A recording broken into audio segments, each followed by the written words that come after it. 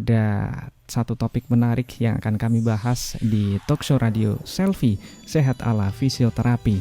Dan Mitra Pas, satu topik menarik itu adalah cepat dan tepat tangani cedera otot. Monggo silakan Mas Rahmat untuk memberikan edukasinya pada Mitra Pas di rumah. Oke, terima kasih Mas Sofi. Kita bicara cedera otot ya. Ya, sebenarnya cedera otot itu apa sih?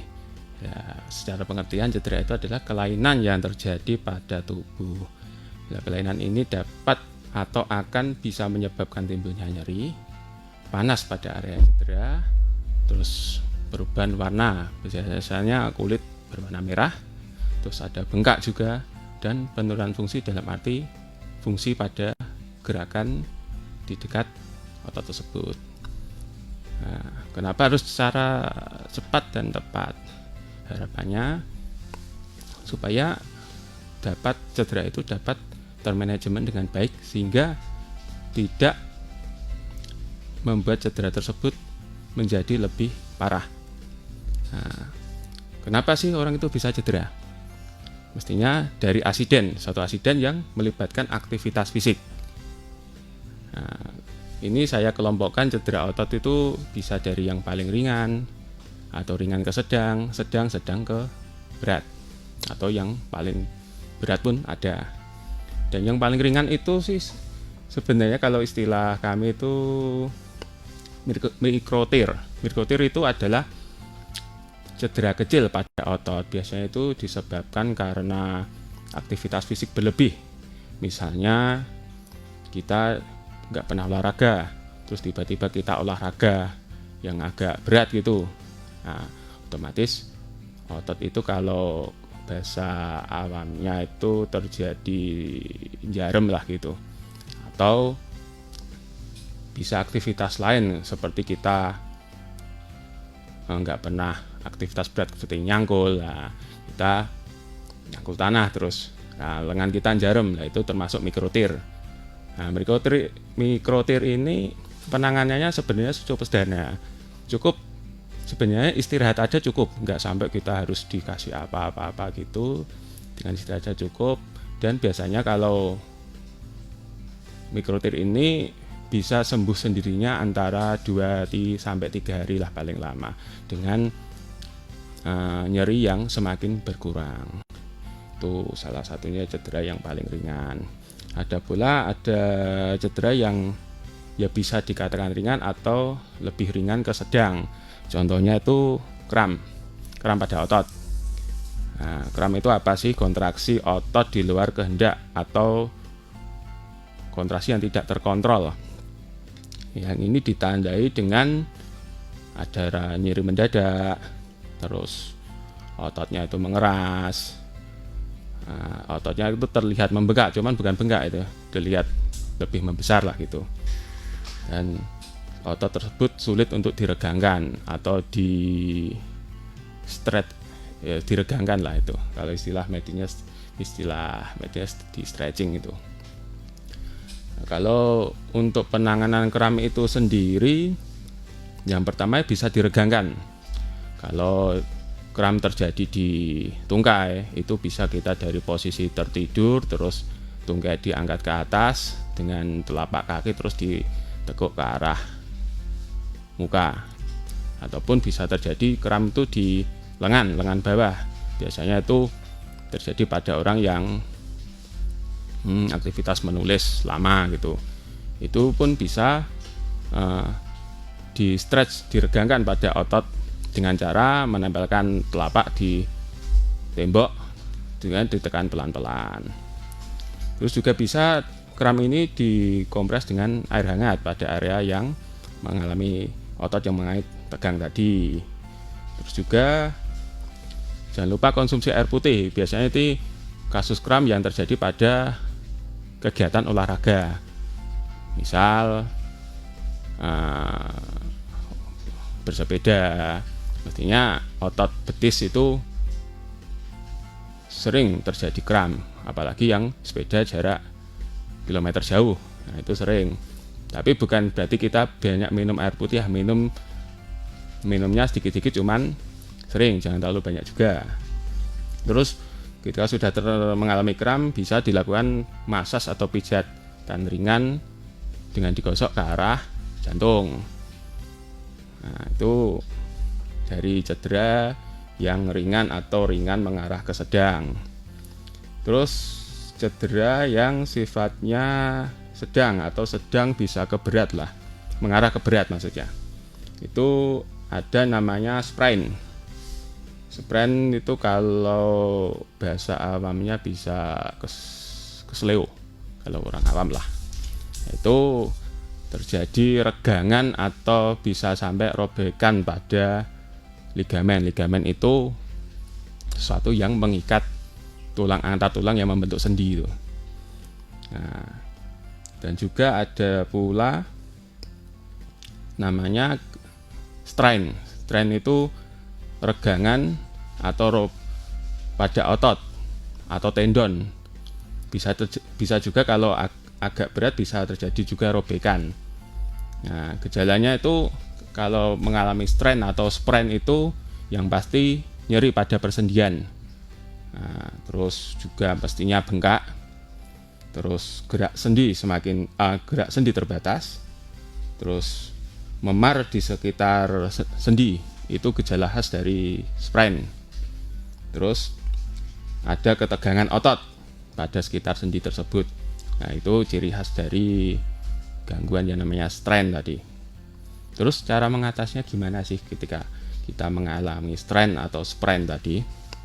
Yang pertama adalah ada metode namanya RICE, RICE. RICE itu suatu singkatan. R itu dari rest, mengistirahatkan. Artinya kita menghentikan aktivitas sementara dari bagian tubuh yang mengalami gejala tersebut, supaya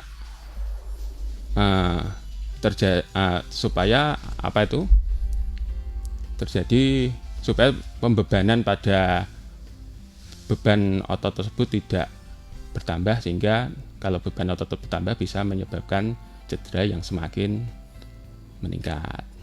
Terus I-nya itu dari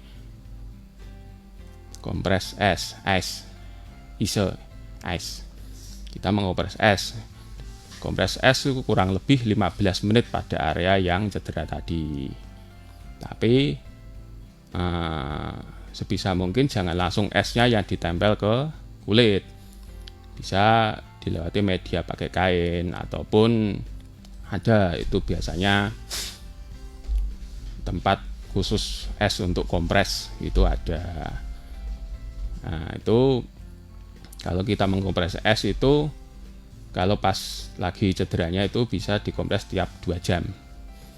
Selama 15 menit, terus dikasih jeda per 2 jam kasih lagi itu. Terus J-nya itu kompresi. Itu kita kasih dibebat pada area yang cedera tadi. Pembebatan bisa menggunakan elastis bandage. Kalau di apotek kita bilang aja tensokrep gitu itu. Kalau elastis bandage nggak tahu biasanya petugas apoteknya. Ya, cara pembebatannya itu dari bawah ke atas. Misal dari lengan itu ya dari misalnya terjadi di ankle lah, paling sering itu dari telapak terus dibebat memutar ke arah betis. Terus kembali lagi, terus kembali ke atas lagi. Terus yang terakhir adalah elevasi. Elevasi itu mengangkat tubuh yang cedera agar lebih tinggi dari jantung. Kalau terjadi di lengan, misalnya bisa dikasih sling atau selendang lah, dengan posisi tangan menekuk, dengan diangkat sedikit supaya mengurangi resiko, mengurangi bengkak ya nantinya, supaya ketika ada terjadi bengkak itu bengkaknya tidak semakin besar. Atau juga kalau di kaki itu bisa yang mengalami cedera itu ditidurkan, terus dengan kaki diangkat kurang lebih antara 30 derajat lah ke atas, setinggi ya pokoknya lebih tinggi dari jantung. Tuh. Terus ada pula gejala cedera yang lebih berat dari sprain tadi, yaitu ruptur. Ruptur itu apa sih? Ototnya itu sampai putus itu. Bisa disebabkan karena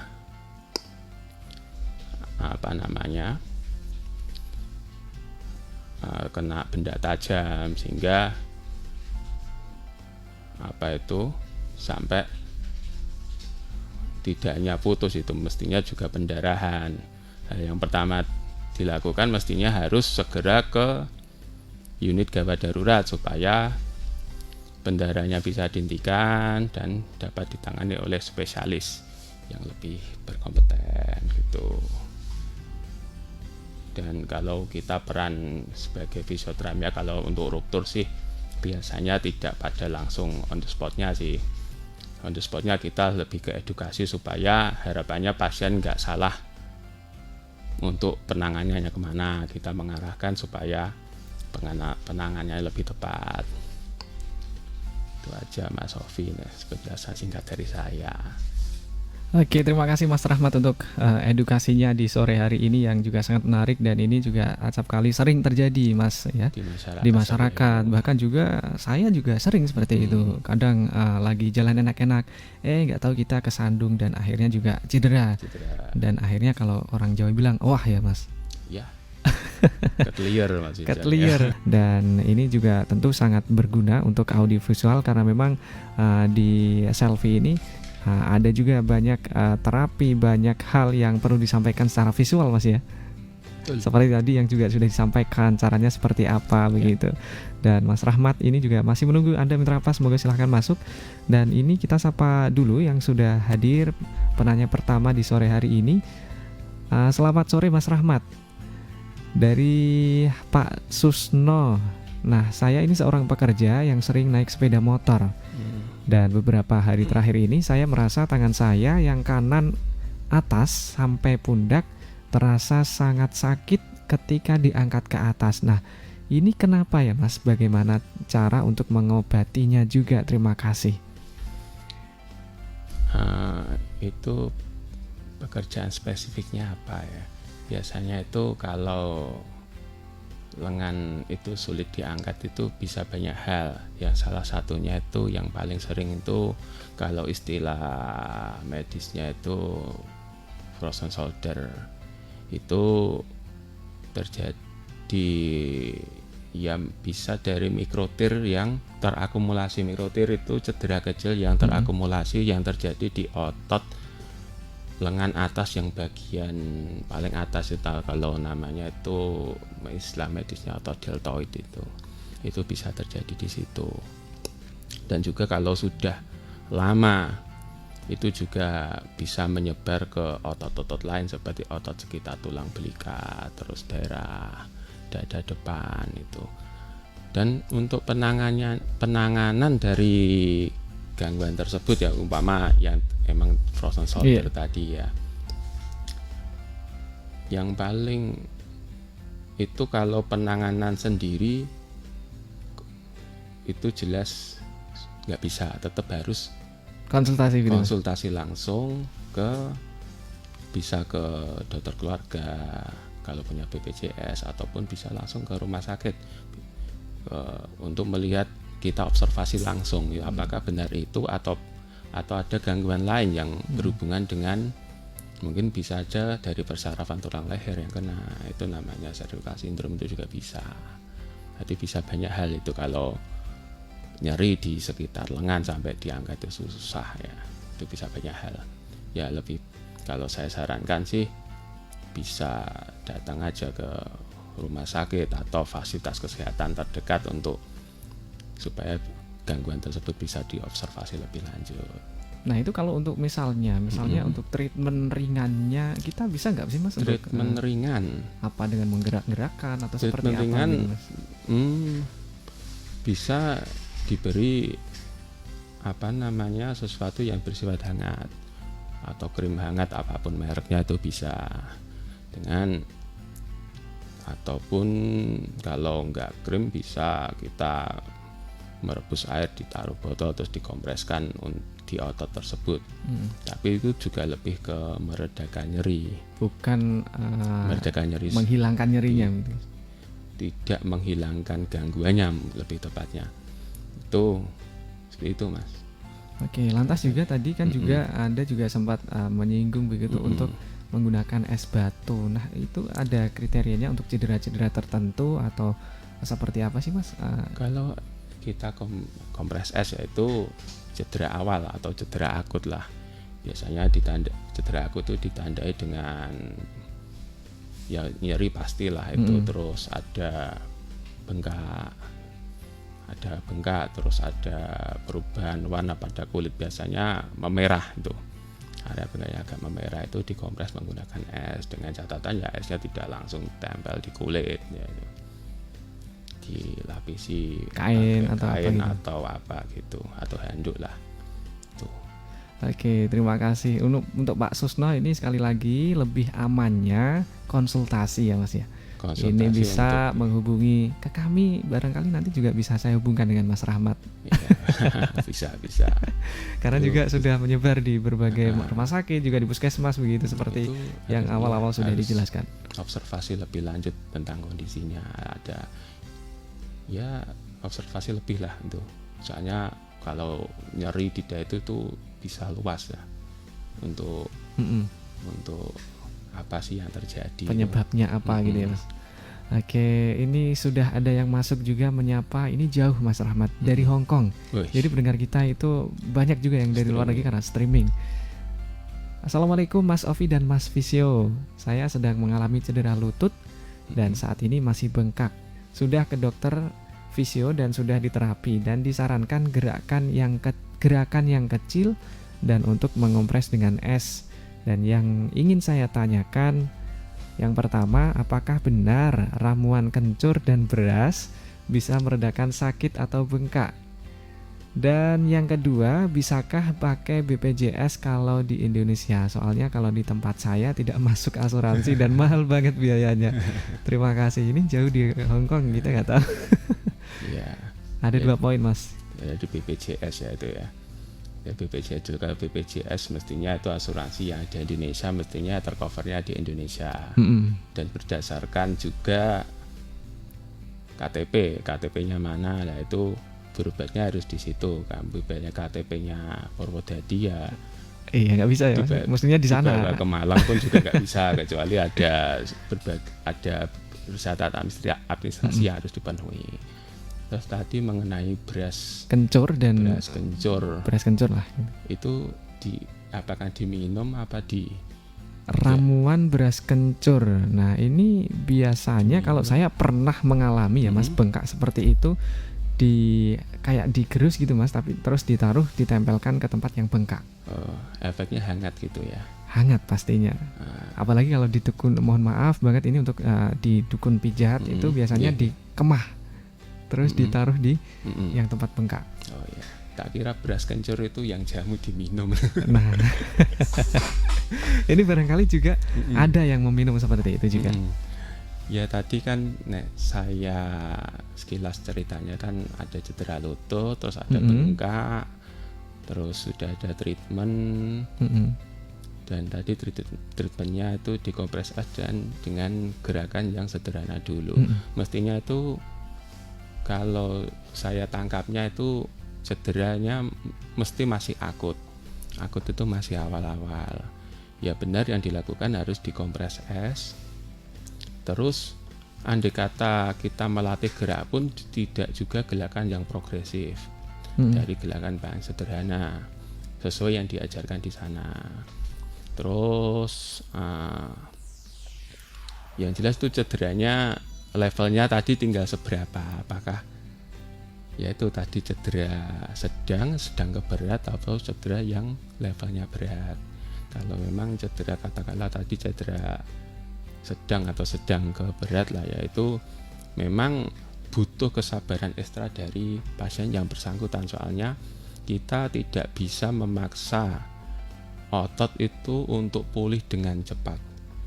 Malah nantinya kalau kita memaksa otot pulih untuk cepat itu malah akan terjadi cedera berulang, sehingga ketika masa yang terjadi adalah masa akut itu malah bertambah semakin panjang. Nah, kalau beras itu yang tadi efek hangat ditempelkan, kalau efeknya kan hangat, lebih ke hangat ya. Ya kalau itu masih fase awal, fase akut yang mana masih bengkak, terus diraba suhu topisnya itu masih hangat, suhu topis yang bagian lutut yang cedera tadi, ya pemberian sesuatu yang hangat memang bisa meredakan gitu, Mas.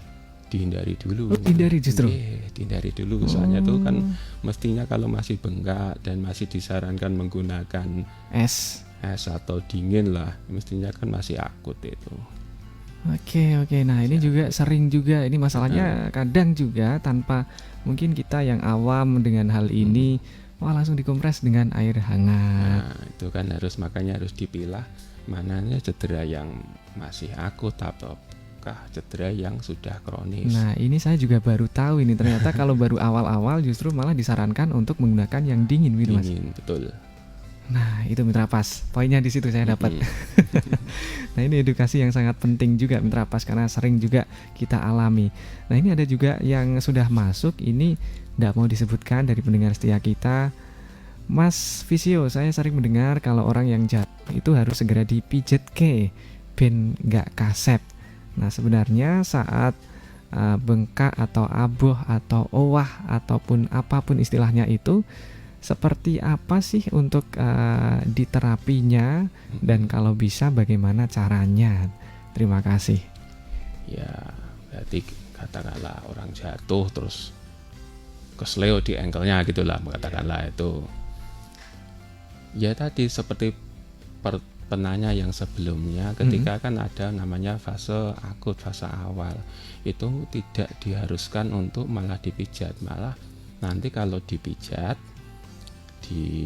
terus ditekan dan apapun lah yang itu justru akan memperpanjang masa akutnya, sehingga masa akut yang harusnya kalau cedera yang mungkin ringan ke moderat itu paling 3 hari masa akut, kalau mungkin agak sedang bisa lebih.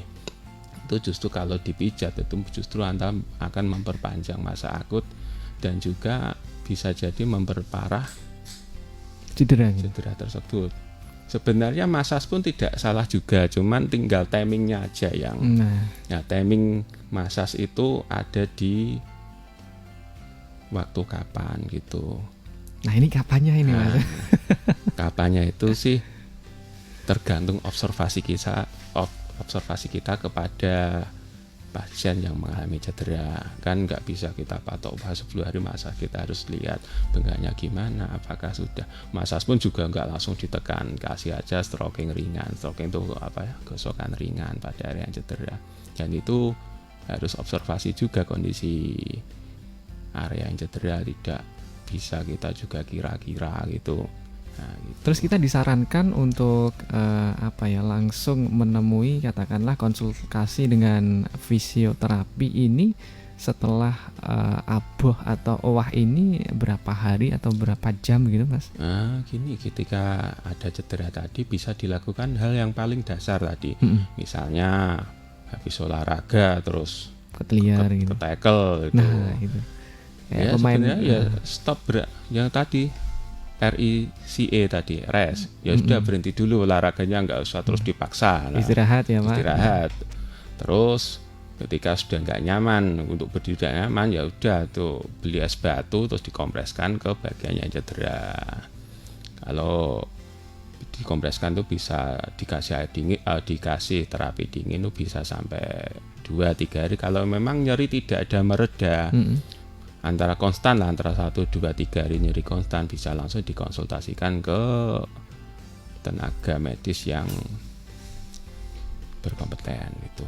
Bisa fisioterapi ataupun bisa dokter atau apapun lah itu. Iya, kita sapa juga pendengar kita ini yang sudah masuk juga, yang punya 997, Pak Supri Haditya. Assalamualaikum warahmatullahi wabarakatuh. Selamat sore Mas Visio. Pengobatan saraf kejepit yang baik itu bagaimana ya? Nah Nah, ini apakah termasuk pembahasan kita barangkali? Ya bisa juga dibahas ya. Monggo. Pengobatan saraf kejepit ya itu mestinya daerah boyok yang paling sering tuh biasanya daerah Iya, boyok gitu. Bisa karena apa namanya saraf kejepit itu banyak lah pokoknya, bisa dari tulang yang membengkong atau tulang punggung yang bergeser. Pengobatan terbaiknya adalah saat yang paling mendasar sih, kalau ya itu tadi saya tergantung juga pada level nyeri itu gimana sih untuk itu. menentukan apakah cedera levelnya itu level biasa atau level sedang ke moderat. Kalau level biasa pun level ringan lah katakannya, itu bisa orang itu kalau merasakan nyeri, kalau level ringan itu secara otomatis kalau tubuh itu istirahat, itu akan tubuh itu bisa merecovery sendiri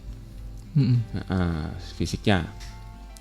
Terus misal kalau level nyerinya sudah ke arah moderat atau ya mesti berat lah atau berat lah, ya jelas memang harus melakukan pemeriksaan yang lebih lanjut.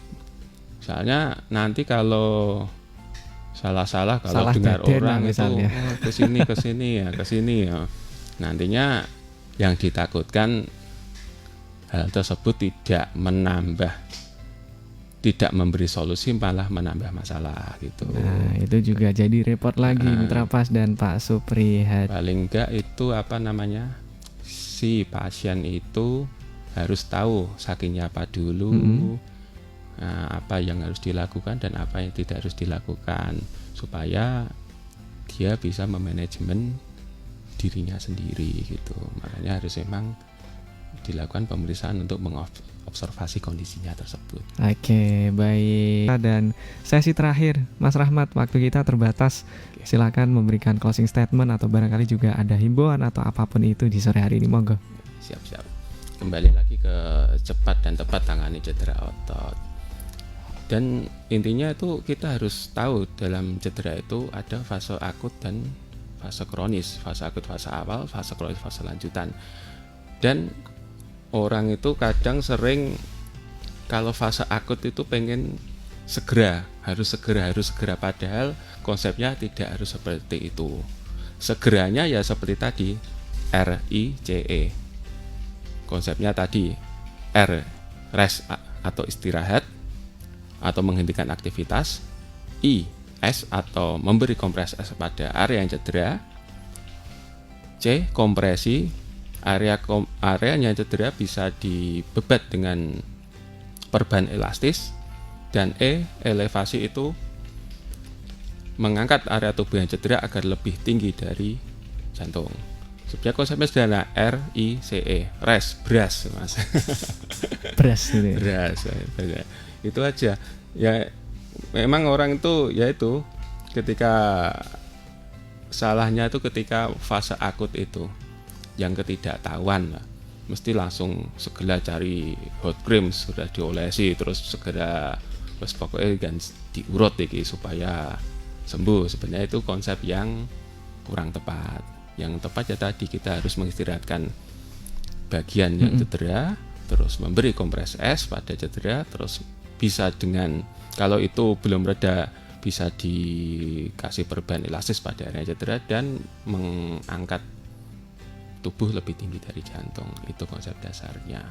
Iya, jadi kesimpulannya itu Mas ya. Yeah. Rice. Ingat nasi Mitra Pas, rice. Sudah cukup Mas ya? Cukup. Iya, terima kasih Mas Rahmat. Ya. Mudah-mudahan juga nanti ini edukasi yang sangat menarik untuk masyarakat, bisa membuka wawasan juga, dan sekali lagi juga tetap semangat juga untuk teman-teman fisioterapis.